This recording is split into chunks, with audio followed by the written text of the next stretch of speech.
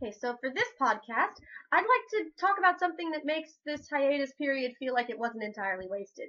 So I'm going to talk about the things I've learned about being in Japan and living here that I had absolutely no idea were even going to happen before I came here. And just to give some background, I've studied Japanese culture on my own and at college in classes, and I've also studied Japanese language for 3 years at college, and then also just by myself. And all the only thing that prior knowledge has done for me is to make me wonder how on earth the people who didn't have that sort of background are possibly doing this. Like there are times I feel like I'm gonna go crazy here, and I have no idea how the people who didn't see half of this coming, how on earth they're still sane. This island literally is afloat on a ball of crazy. And some of these things are good. Some of these things are funny. Some of them just completely break any expectation I possibly had before coming here. Okay, so the first thing I experienced when I came here is I have no immunities to Japanese diseases, just whatsoever. And this country is actively trying to kill me. Like, back in America, I was considered pretty healthy. I didn't get sick that often. And if I did, it was because of something major. Like, it was a major influenza, something like that. Here in Japan, I've gotten sick about 7 times in 10 months. And the first of that was literally on my second day in this country. Day 2, completely sick. It was some kind of throat sickness that made it impossible to talk and really hard to stay awake and a bunch of other stuff. And apparently, this is a pretty common problem. Other people get full-blown bronchitis or something just because of the sudden change in atmosphere or air or things like that. And see, among the other diseases I've had since I came here, I've had gastroenteritis, which involved my first experience with an IV tube. I've had stomach bugs that just won't go away, various colds and flus that last for 3 weeks and completely wipe you out. I've had cases where I've vomited for 9 hours straight, despite the fact that I'm not eating or drinking anything. That's a pretty miserable experience. I mean, Japan really does seem to want foreigners dead on a very real and literal level.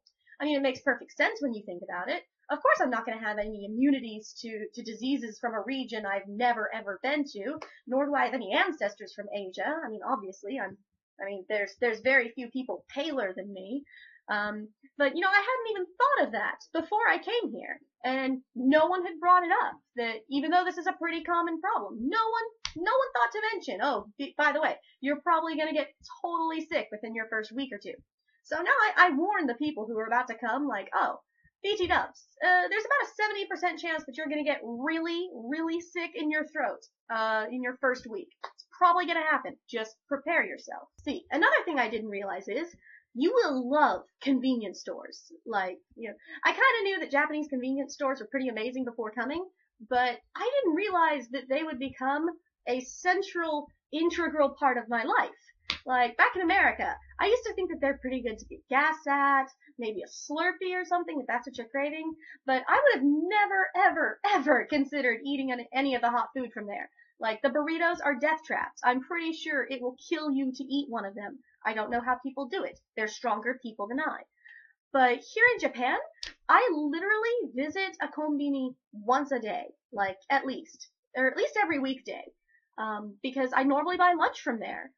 Across the street from every school I teach at, there's a convenience store. And I'm not just even getting like a crappy hot dog or a death trap burrito. I'm getting things like oden or soba and onigiri and karage or pizzaman. And pizzaman are freaking fantastic, by the way.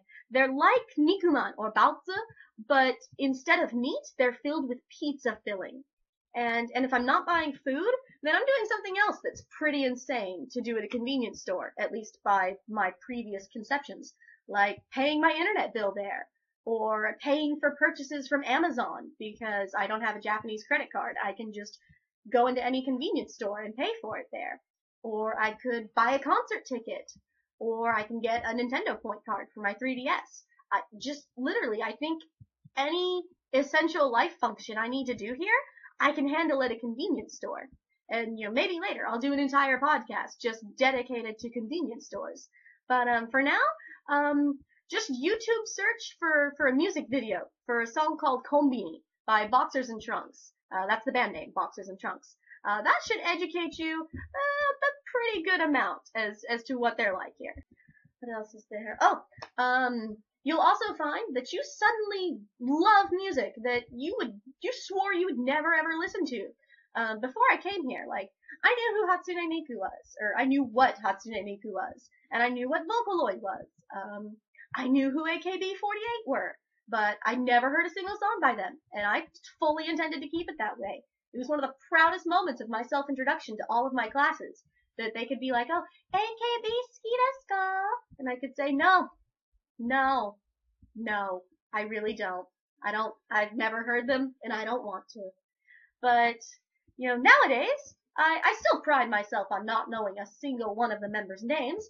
I could probably take a stab in the dark and guess that one of their last names is going to be Saito or Watanabe or something like that. But I guess once you live in a place for a while, you kind of have to start getting accustomed to the general music that plays there. For perspective's sake, on who AKB48 is, here's some clips from one of their songs that it literally ranks as the most commonly sung song at karaoke across the nation recently.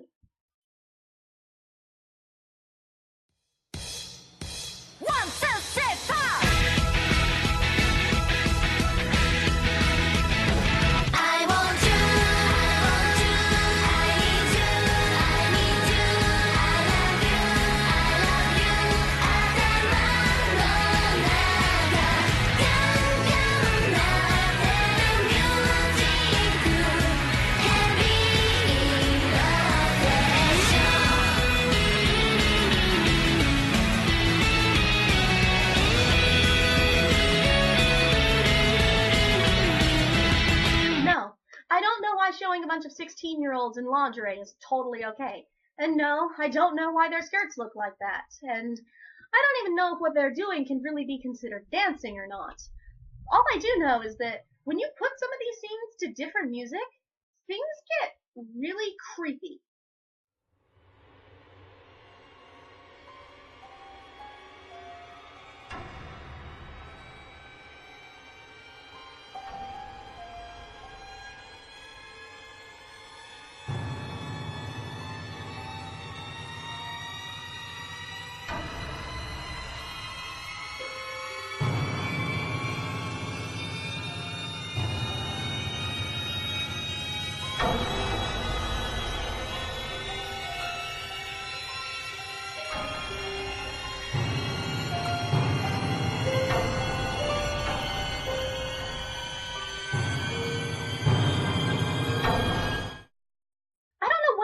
Lyrics to this song either. It just happened one day. Like, I saw them performing it on TV one night, and the next morning biking to school, I was just all like, I want you, I need you. And all the students that I passed by began to sing it with me, like it was some awful, awful virus. And you can try, but you're not going to escape it here. You can't. It's everywhere you go. It's at every arcade. It's at the grocery stores. It's at the Beef Bowl restaurant. It's on TV. It's everywhere. And once you watch enough of these videos, you find yourself starting to wonder why you and your girlfriends never dress up as cat maids and feed each other strawberries while you're surrounded by stuffed animals. I mean, it seems like fun, right? One thing that's not any fun here are the trains, because everyone in the world has this idea that Japanese trains are some of the greatest things put on earth, and how super convenient they are, and how everyone uses them to commute. But you know what? Not everyone does. I mean, in super urban areas like Tokyo and crap, yeah, you've got train pushers and they're commonly used. But, here, like any other part of the country, people don't really use them that much, because, they're not very convenient, and they don't come that often. And the people that do use them have to buy monthly commuter passes just to make them affordable. I mean, the Shinkansens, the bullet trains, are pretty comfy, because being in them is like riding in an airplane. If an airplane had better drink and snack options, and if those options were reasonably priced for once. Do you know how much a Shinkansen ride costs, though? For an hour and a half of a Shinkansen ride, it costs you about $90 at the current exchange rate. It's about 8,000 yen. And that just gets me from Fukushima to Tokyo, which if you look at it on a map, it's really not that far of a distance. And, sure, you could forego the Shinkansen and just take the normal speed train, but that still is going to cost you about $60 or about 5,000 yen. And it's now going to take you about 5 hours because you're on a normal speed train just to get you from Fukushima to Tokyo. And at that rate, it's actually cheaper to just take the highway buses here because those will only cost you about 3,500 yen, maybe $40, and it's going to take you 4 hours, which is still a long time, but it's better than the trains, which are globally worshipped. Also, the normal trains are really uncomfortable, especially if you're trying to ride them from someplace like Fukushima to Tokyo. And, where I live, they don't even come all that often. And I live at a major train station. And, for example, if I miss the train running from my major train station to the next closest major train station, if I miss the normal speed train, the next one probably doesn't come for another hour and a half most times. So it's not even that convenient or even good for commuting. Yeah, like I said, they're really, really uncomfortable to sit in too. Like the first time you're on one of these trains, sure, you're probably going to be pretty entertained because it's something new and shiny. And actually, it's not even all that shiny. The trains are pretty old. But, now it just mystifies me when someone's like, oh my god, I want to ride a Shinkansen. Because this is what riding a train looks like. Oh my god, where am I on this freaking train? Why is there no map? There's always a map right there. Do I still have my train pass? Is it still here? Oh god, they're gonna kill me. I'm gonna get kicked off this train and... Okay, that's not the train pass I'm looking for. Is that? Yes, okay, I still have it. What's that advertisement for? I guess it's for shaving cream. Does anyone really think about shaving on the train that much? Is it that common of a thing? Where's the bathroom in this place? Is there a bathroom? Oh, don't tell me this train doesn't have a bathroom. I really want to get something for my bags, but they're all the way up there. I'm lazy. I should probably update my party first. Oh, this is my least favorite part. It takes way too much time. Don't make eye contact. Okay. For an English teacher, I really shouldn't have all this English on my bag, should I? What's the deal with English here anyway? The bag is awful. But then we look at this Coke, and the front is fine. The crap's with these different levels. 97, 17, 1.